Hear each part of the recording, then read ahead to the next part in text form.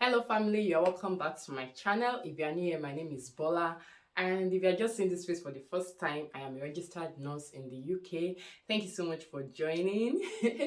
Yeah guys, today I will be talking about how to become a UK RN in 2022. Yeah, I know it's too early to put up this video because this is November 2021, but the truth is it is never too early to start whatever you want to do, and the sense that this process is going to take you a minimum of 8 to 9 months. That's on the minimum. So the earlier you start, the better. So yeah, I'll be talking about how to become a UK RN in 2022, and I'll be breaking it down step-by-step process and everything you need to know. So if that is what you're interested in, please definitely keep watching. Okay, yeah, so let's begin. Before I proceed, if you have not yet subscribed to this channel, please hit the red subscribe button below. Give this video a thumbs up before we even start. Yes, because I promise you are going to get the best information you've not gotten anywhere else on this video or in this video. And please, after subscribing, remember to turn on the notification bell so that you'll be the first to know whenever I post new videos. All right, thank you. So the first thing I'll be talking about is you have to get your passport. I want to assume that everybody that is watching me is an overseas nurse who is planning to migrate to the UK. So whichever country you are watching from, it is very, very important that you get your international passport, because without the international passport, you cannot start anything at all. So get your international passport. If you don't have one, or if it has expired, you have to renew it. The process of getting international passport is peculiar to each countries, but for Nigeria, I'll be leaving the link in the description box on how you can apply for your international passport yourself. Okay, and getting an international passport in Nigeria can take up to 3 months. So that is the reason why you should start now if you have plans of migrating out of the country. So while you're waiting for your passport to be out, you can continue with other things. So after getting your international passport, what's next? If you already have an international passport, you could, start your NMC processing. Like, start with the registration on the NMC website. I'll leave the link to the NMC website in the description box as well. So you start with your NMC online registration, and in the registration you are going to be asked of some basic details: your name, your date of birth, your country of residence, the country where you studied from. If you've had any criminal record, you'll be asked about that. You will also be asked about your certifications, like the school you finished from, if you have your certificate of registration as a registered nurse. That is why this process is only open to registered nurse who has gone to either nursing school for 3 years, or they've gone to the university to study nursing as a professional course. Those are the people that this particular pathway is open to. Okay, so you'll be asked those details, and you must have at hand your international passport, because the number of your international passport will be asked during your registration process.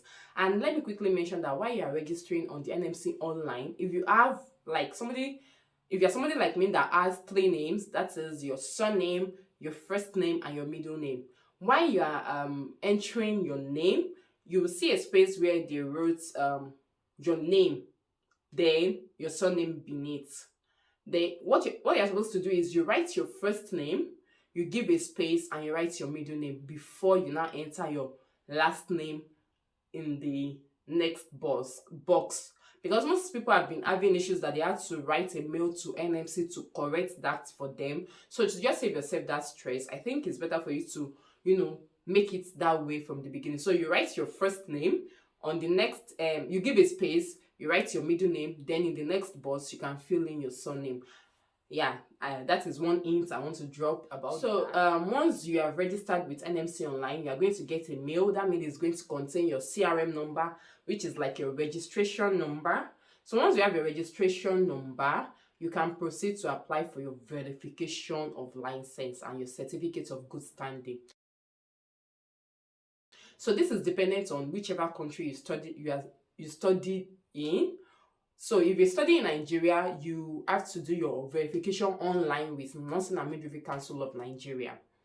When I did mine, it was manually. But now it is much more easier. You don't have to find somebody who will go to Abuja on your behalf or pay people extra money to submit your documents for you in Abuja. So what you just do is you register online. I'm going to drop the link for the registration online in the description box as well. So do well to check it out.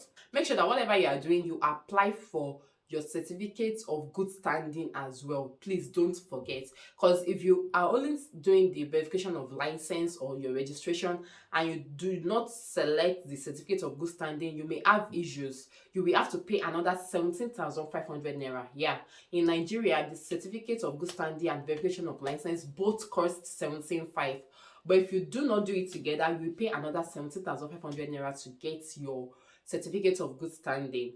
This is excluding the remitter tariff and other added fees. So I would, if you're interested in me putting you through how to do the online registration on the Nursery and Midwifery Council portal, please let me know in the comment section. I'll just find a time to run you through how to fill the form online and everything you need to do, okay? Because before you can get access to that, if you have not done your professional update form or you don't have your registration with the Nursery and Midwifery Council of Nigeria complete, you may have issues with proceeding. So I'll just give you a breakdown. I can't say everything in this video. This video is just to tell you how to become a UKRN. So now we've talked about you getting your passport. We've talked about you getting your verification done. So the next process now, I'm going to be biased here. This is for married people. If you are married, the next process is for you to discuss with your spouse. In fact, left to me, I would say that talk to your spouse before starting anything.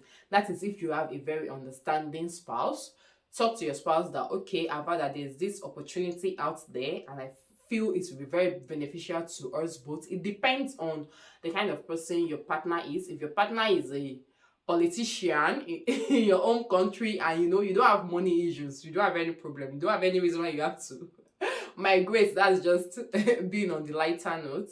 But the truth is, if you feel comfortable in your own country and you don't see any reason why you should migrate, it is not compulsory, But if you feel that, oh, okay, I don't want my children to miss out on basic opportunities and available facilities and amenities, I want them to benefit from, a better standard of education, why not? If not, so just give it a push, but discuss with your partner. Let them know the pros and cons. Let them know everything is going to entail. For example, if you were like me, who was a nursing mother when I started all this process, you need to talk to your partner that you will need some time out. You will need some help. Like, he has to help you around the house. He has to help you take care of the kids while you are, reading and studying. Because the truth is, in the long run, it's going to be of a huge benefit to him as well. By the time you get your visa, sorry, I have to jump to the end, but it's okay. By the time you get your visa, it will be very, very, beneficial to him because he will be able to come in as well on your own visa without any stress of IELTS or any stress of reading for any exams, which is like he is like walking on the eagle's wing. Yeah, right? So you have to have that discussion, explain everything, details in total. But if you see that, okay, your partner may not be willing to, indulge you or may not be very understanding, it's okay for you to start the process. And if you are lucky enough to have your mom is still alive, involve your mother in the process so that when you need help, your mother can easily come in for you. I am talking from experience because I've had friends and colleagues that their partner is not into all these things, but they need, like, there's no way you will move into a new country where you don't have family and you will not need help. It is not possible. So you can involve your mom, you can involve, even if your mother-in-law is very understanding, you can involve your mother-in-law. She could be of help to you, you understand? So you should, find a family, a trusted family member you can talk to. That's the basic thing I actually want to mention. And if you are single, oh God, bless, like, you are blessed. You have nothing to worry about. You have no problem. You have no issues. Just pursue your journey and without any hassle or any bottleneck. Okay. So yeah, that's that about that. Next on, I'm going to talk about, after your verification, what you're supposed to do next. So while you're waiting for your verification to come through, for somebody like me, I did manually, like I said earlier, and it took me about 3 months. Yeah. But now, recently, my friends who has done the online one has been giving me good reports that it took them about a month, which is a good news, which is some good news. So what you should do is, once you're done with your verification and you are waiting for a response from your professional body, what you should do is start the preparation for your IELTS. So you put in to register for your IELTS exam. On an average, bad as the bad, a month is enough for you to prepare for your IELTS exams. Trust me. I am talking because it took me about a month to prepare for my exams. I had a 9 to 6 job. In fact, it's not even 9 to 6 because I have to leave my house early at 6:30, drop my baby in the crèche. When I was still in Nigeria, I'll drop my baby in the crèche, then go to my workplace, and I won't get back home until 6 p.m. After getting back home, I have to take care of my family, make the house, have family time with my husband and my son. And what I do is, once they are asleep, I wake up in the middle of the night. It is not the most comfortable thing to do, but for the goal ahead of you, you just have to make sacrifices, and that is the truth about it. So while they are asleep, once I'm done with all the house chores, what I do is I stay back from 9 p.m. to 11 p.m. and I study. Sometimes my husband will help me to take care of our son. So once I'm back from work and I've eaten, what I do is they go inside the room and I stay back in the sitting room and I study. For the next 2 hours, I'm studying. I'm practicing past questions. I'm watching YouTube videos because I did my IELTS preparation by myself. I did not go for any class. I couldn't even go for any class because my work is mostly Monday to Saturday. The only time I have to rest is Sunday. Sometimes Sunday to Friday. The only time I have to rest is Saturday. So you can imagine that busy schedule. Leaving the house at 6:30, coming back 7 p.m. And within 1 month, I still passed the exams. So it is not a difficult exam. It is very, very technical, but it is not difficult. So what you should do is, devote some time. And if you want to see a video on breakdown how to pass your IELTS once and for all, please let me know in the comment section. I'll be glad to, give you a step-by-step hint and process that really helped me. So the basic thing I'm going to say in this video is be ready to make sacrifice. Sacrifice your sleep, sacrifice your comfort, and it will pay off in the long run. See, presently, I don't even remember how much I was stressed that period because I am where I want to be. You understand? And it's paying off. By the time you collect your first salary, guys, all your tears will be cleared. Like it will totally be wiped away. Yeah, so that's it. You prepare for your IELTS. So write your IELTS while you're waiting for your verification to come through. So you already have that out of the way. And if by any chance, God forbid, that you have issues with your IELTS, you can apply for a remark. So while you are waiting for your remark, and the only thing you can remark in IELTS is your speaking and your writing. So if you had a 6.0 in writing, thankfully enough, for the UK NOSIT pathway, you only need a 6.5 for writing. I'll give you the details of everything you need, like the marking, the pass mark for your IELTS. I'll put it somewhere by the side there so that you can see. For your listening, reading, speaking, you need a minimum of 7.0, and for your writing, you need a minimum of 6.5, which is something that you can achieve at a go. So while you're applying for your remark, by the time you are waiting, your verification and your certificate of good standing should be out. So that means that you're on to the next process, which is your computer-based test, which is the test of competence part 1. So what that means is you'll be writing another exam, which is known as the CBT, popularly known as CBT, but it is the test of competence as a registered nurse part 1. I wrote the old CBT, but for the new CBT, I have friends who have written it, and what they wrote is not totally different from what I wrote.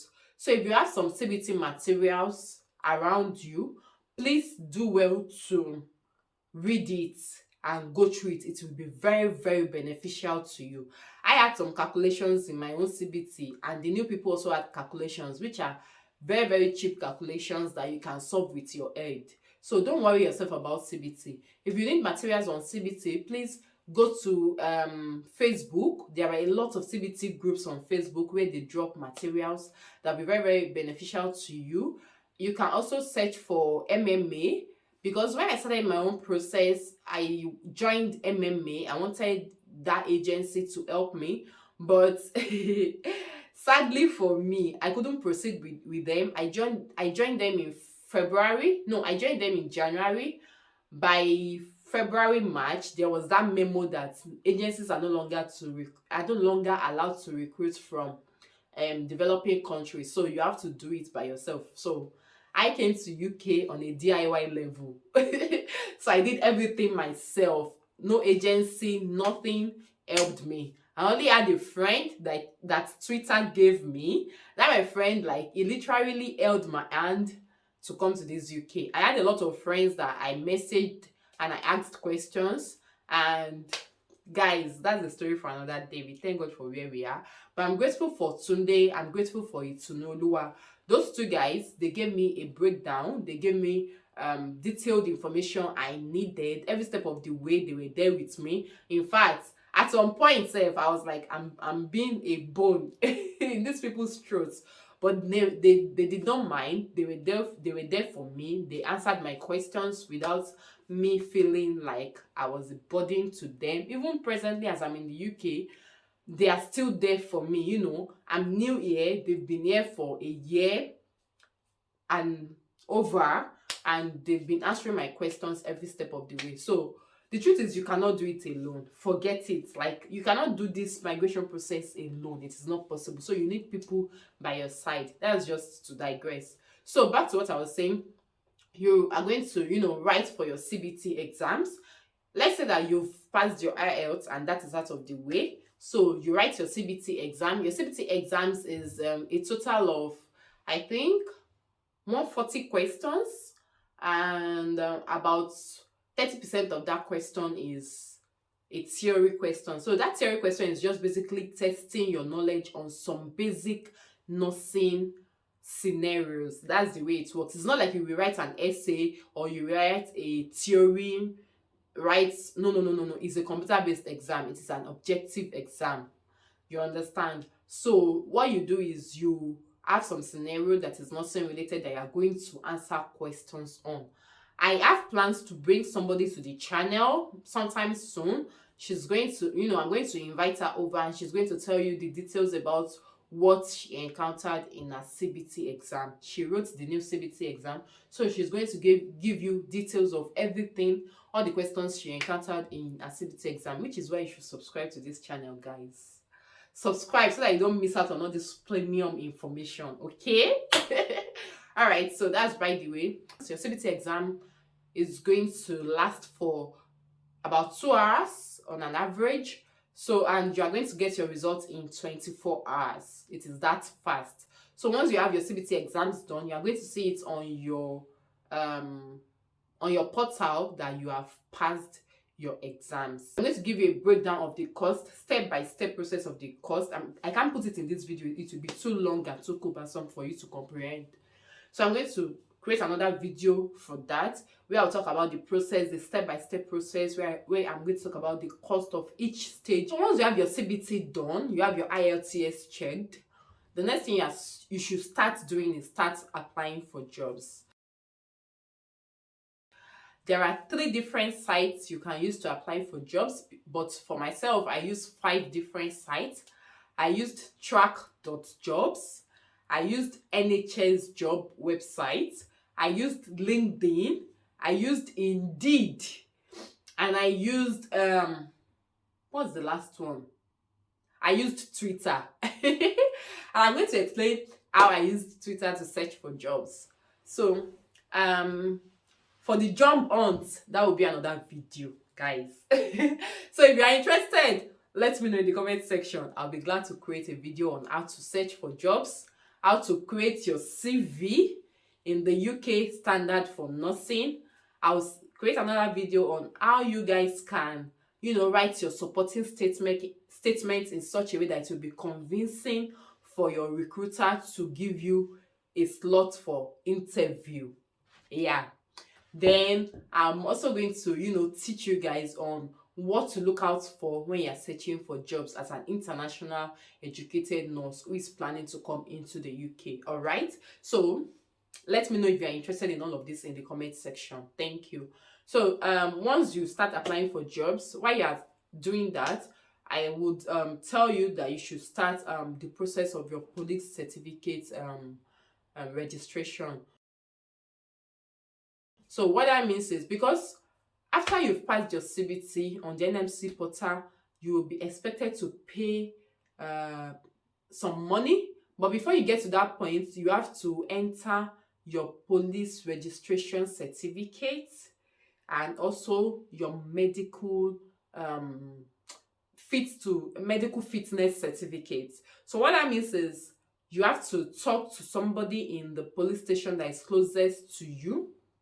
Or if you're in Nigeria, it is only Alagbon police station in is it Ikoyi now? Yeah, in Ikoyi that is allowed to issue this certificate. So there are some contacts that people, exchange on WhatsApp group that you can talk to those policemen. But I've noticed over time that most of these policemen, they just, charge you a lot of money. It cost me 5,000 naira to get my police report. Some people, it cost them far lesser than that. Some people pay 3,500 for the same certificate. Why I know somebody that paid 25,000 naira for police certificate. So it's dependent on the information you have, and information is very, very key for this UK migration pathway. So just talk to somebody in Alagbon police station. You can go there yourself and just tell them that you are here, you are migrating out of the country. They will ask you which country are you migrating to. You tell them that you are migrating to whether UK, Canada, whatever. But for this purpose of this video, you tell them you are migrating to the UK. So they are going to issue you a certificate. When you are going there, please go with 2 passport photograph. Go with 2 passport photograph. Go with your international passports. They will need the details on your international passport and your passport photograph to create that certificate for you. So, because without that certificate, you cannot proceed on your NMC portal. So once you have that certificate, it should be ready that same day if you are going there physically. If you're not going there physically and you're talking to somebody on WhatsApp, they will send you some form to fill and where to enter your fingerprints. So once you're able to do that, you send it back to that person and the person will help you work on the certificate. Of course, they are going to go through their criminal record to be sure that you don't have any criminal record. You understand? So once you are free from any criminal record, you will now get the certificate. So once you get your certificate, you upload it on your NMC portal.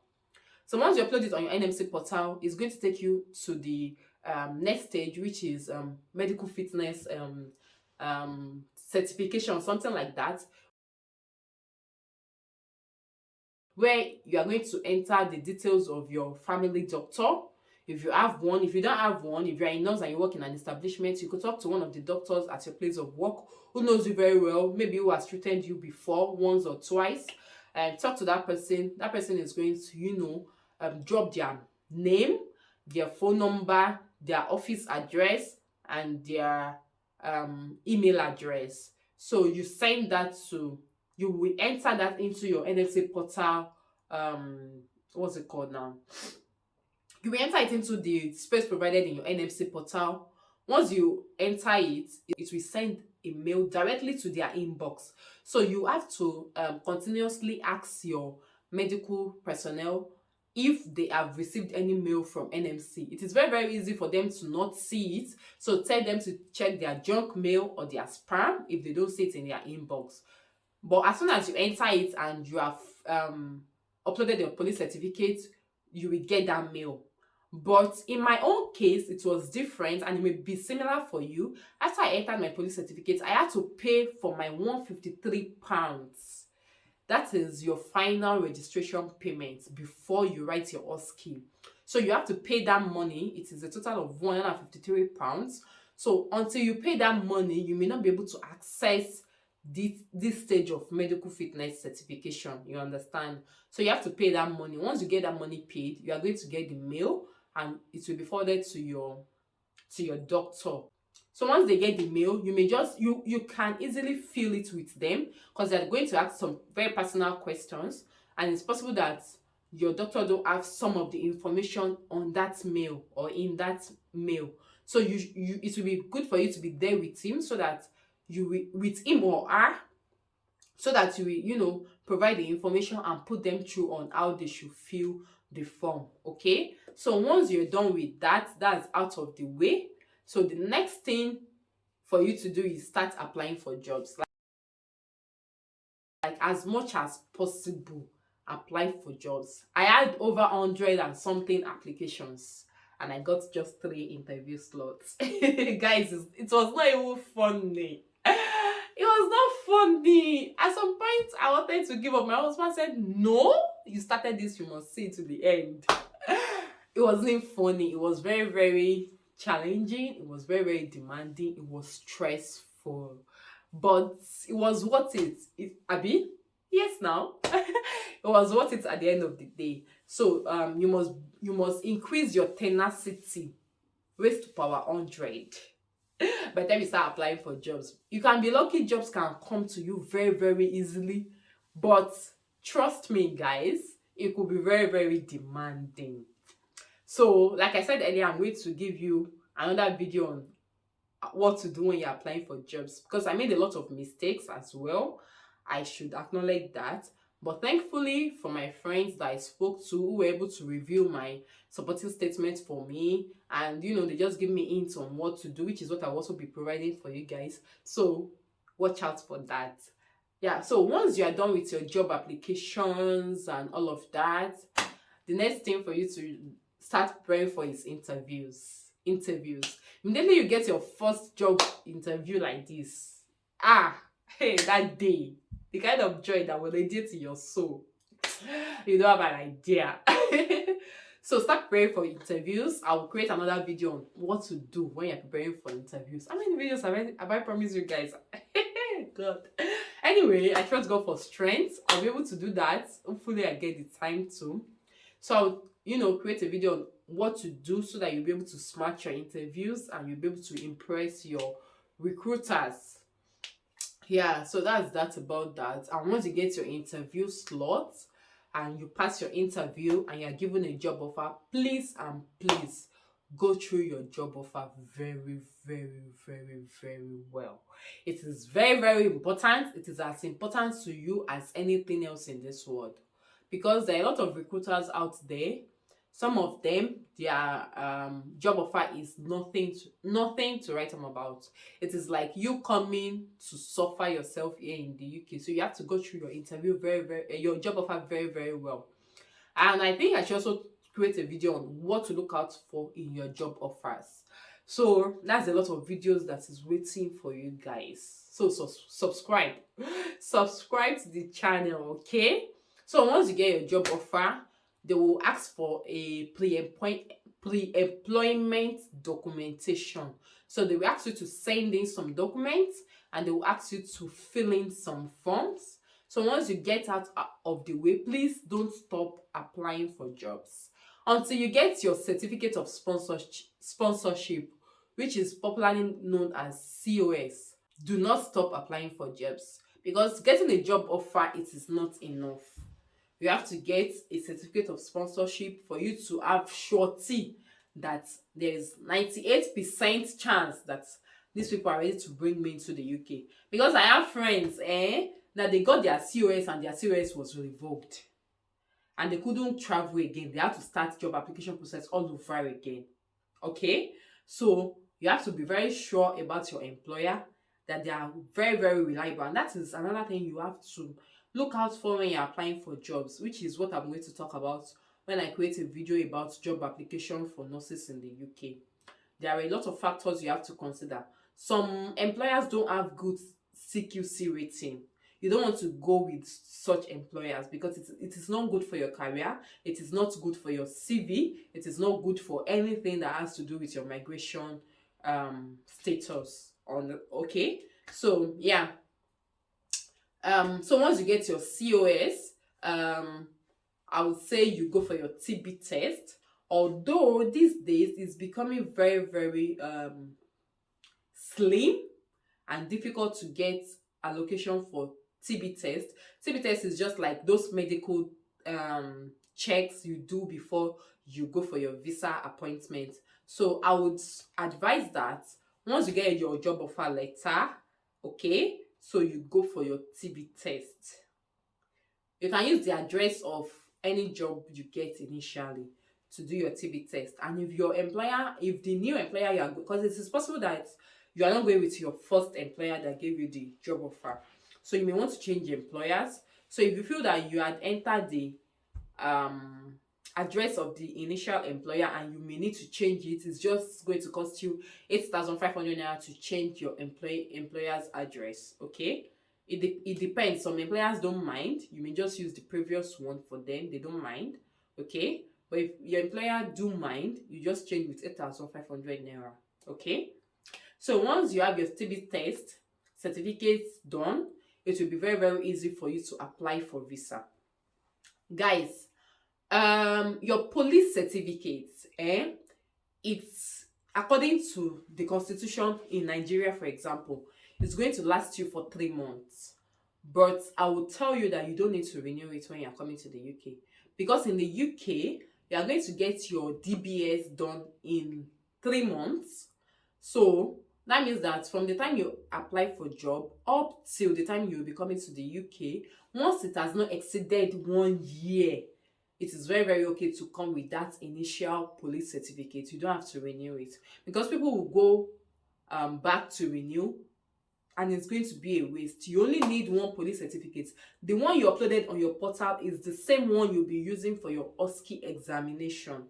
That is your final examination here in the UK, your test of competence 2.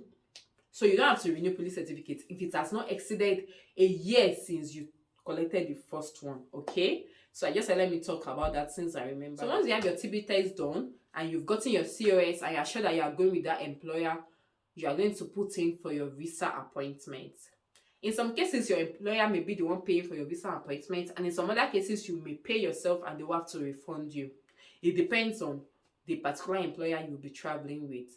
For me, my employer paid for my visa appointment, my visa application. So what I did was, after I got my COS, I, did my visa application. I could create a video on how to apply for your visa, the step-by-step process, everything you need to know for yourself, for your dependents as well, and how much it's going to cost, and this documents you need to upload for your visa application to come through. So I would create another video on that for you guys. So once you've done your visa application and that is out of the way, you just need to wait for about 15 working days to get your visa approved. In most cases, in fact, I've not heard of somebody that does not have visa approval, because your certificate of sponsorship is very, very heavy. Like the thing carry weight well. It is a very, very what's the word now? Like the certificate of sponsorship is huge. So there's no way you will upload your certificate of sponsorship and the UK VI will not approve your visa, except you have done something wrong. Maybe you applied wrongly. You guys, don't worry. Just watch out for the visa application video. How I almost got denied of visa. I'm going to gist you guys about it. That is another story for another day. But your UK VI is going to approve your visa once you have your documentation entered correctly and you input all the details correctly as it should be. Yeah. So once your visa is out, the next thing is for you to communicate with your employers, get back to them, and they're going to talk about when they want to bring you over. Anyways, in some cases from the job offer, you already know the cohort you will be joining. There's something called cohorts, because most of these employers, they bring nurses in batches. So you could, if you did your interview, let's say January 2022, you could be joining the next cohort of March 2022 to come over to the UK. So that means they are going to be bringing you and some other nurses into the UK. All right, that's the way it works. You're going to be preparing yourselves on, coming into the UK. You'll be getting your bags, buying your stuffs, everything you can bring into the UK and all of those things. And before you know it, guys, you arrive in the UK, and depending on your trust or your employer, you get to prepare for your OSCE. It took me 3 weeks to prepare for my OSCE, like 3 full intensive weeks to prepare for my OSCE, and I passed, guys. Yeah, so, and some employers, it could take them 3 months. It depends on whosoever you are coming into the UK with. And once you're in the UK, just focus on your OSCE. Focus. Focus on your OSCE. Don't be distracted by anything, because by all means you want to get the OSCE out of the way. Okay, so once you pass your OSCE, then you wait for your PIN. Automatically once you pass your OSCE, you are going to see it ticked on your NMC portal, OSCE pass. Like when you see that green tick like this, you'll be like, hey God, just like that, I'm a UK RN. Oh God.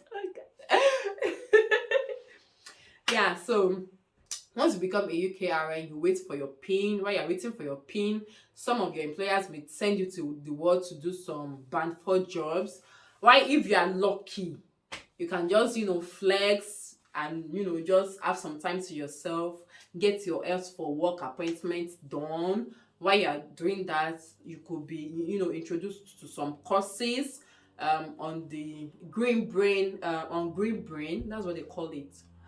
I can't give details about that in this video, but there's something called Green Brain, and it contains some courses about activities of a nurse in the UK. So you also have to get that done and out of the way. Of course, it is not a one-time thing. You have to keep doing course upgrades. Continuous professional development is very, very important in this UK. So you have to keep at it and keep doing it. But that's extra. That is becoming, like, it is beyond the becoming UKRN. That is after you have become a UKRN.